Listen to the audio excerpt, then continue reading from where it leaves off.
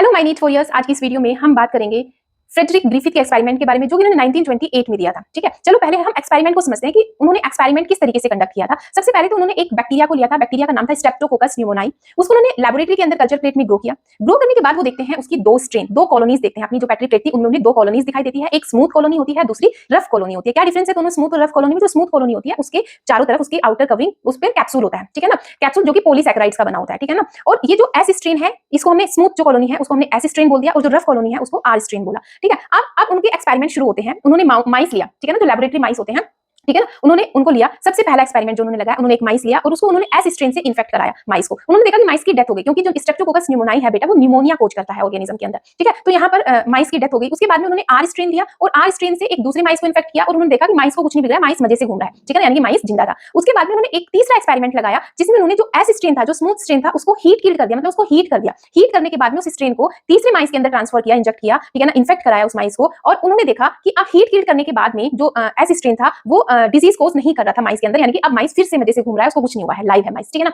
अब जो main experiment है उसके बाद में ग्रिफिथ ने अपना फोर्थ एक्सपेरिमेंट कंडक्ट किया जिसमें उन्होंने एक और माइस को लिया और अब उन्होंने क्या किया, जो हीट किल्ड एस स्ट्रेन था, हीट किल्ड एस स्ट्रेन और आर स्ट्रेन दोनों को मिक्स कर दिया। ठीक है ना, हीट किल्ड एस स्ट्रेन को और आर स्ट्रेन को मिक्स कर दिया और मिक्स करने के बाद में अब उन्होंने अब फिर से उस मिक्स स्ट्रेन से किसको इन्फेक्ट कराया, माइस को। जो चौथा माइस उन्होंने लिया उसको इन्फेक्ट कराया और उन्होंने देखा कि माइस की डेथ हो गई। हुआ क्या यहाँ पर, बेसिकली उन्होंने इसका जो कंक्लूजन दिया, उन्होंने बताया कि जो एस स्ट्रेन था, जो हीट किल्ड एस स्ट्रेन था, उसके अंदर से जो कुछ ट्रांसफर हुआ है, उसके अंदर से कुछ ट्रांसफर हुआ है, शायद वो जो ट्रांसफर हुआ है वो जेनेटिक मटेरियल ही था। ठीक है ना, और वो आर स्ट्रेन के अंदर चला गया और आर स्ट्रेन अब किसमें कन्वर्ट हो गया, आर स्ट्रेन कन्वर्ट हो गया एस स्ट्रेन में, और जिसकी वजह से जो माइस है उसकी डेथ हो गई। ठीक है ना, ये इसी को ग्रिफिथ ने बोला था ट्रांसफॉर्मिंग प्रिंसिपल। ठीक है ना, तो बेटा आपको ये समझ में आया यहाँ तक कि मतलब इतनी बातें हमें ग्रिफिथ ने बताई अपने एक्सपेरिमेंट में। ठीक है ना, तो ये चीजें आपको याद रखनी है। ओके, चलो फिर नेक्स्ट वीडियो में बेटा हम इसी के आगे कुछ और साइंटिस्ट हैं जिन्होंने ग्रिफिथ के ही एक्सपेरिमेंट को थोड़ा आगे बढ़ाया और उन्होंने कुछ और आगे इसके कंक्लूजन निकाले। ठीक है ना, क्योंकि जो ये चेन चल रही है ना, इस चेन में यहाँ पर कुछ एक्सपेरिमेंट्स हैं, कुछ 3-4 साइंटिस्ट आएंगे, वो अलग अलग एक्सपेरिमेंट करते हैं। यहाँ पर जो सर्च हो रही है वो ये हो रही है कि हमें जो जेनेटिक मटेरियल है जो एक जनरेशन से दूसरी जनरेशन में ट्रांसफर होता है उसकी बायोकेमिकल नेचर क्या है, हमें एक्चुअल में वो पता करनी है। यहाँ इस टाइम तक 1928 तक हमें नहीं पता था